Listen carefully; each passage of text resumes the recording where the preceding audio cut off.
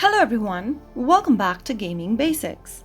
In today's video, I'm gonna show you how to download Hunting Sniper application for your Android device. So let's get straight into the video without wasting much of our time.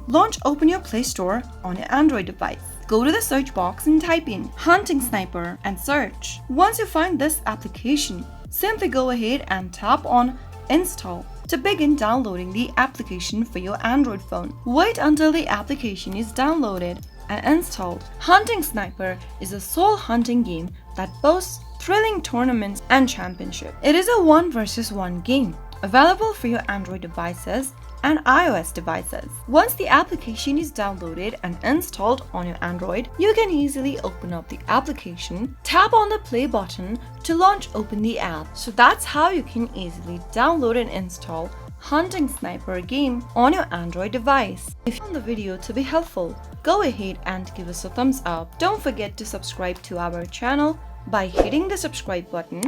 Also press the bell icon so that you'll never miss another upcoming upload from us. I'll see you again in the next video. Goodbye till then.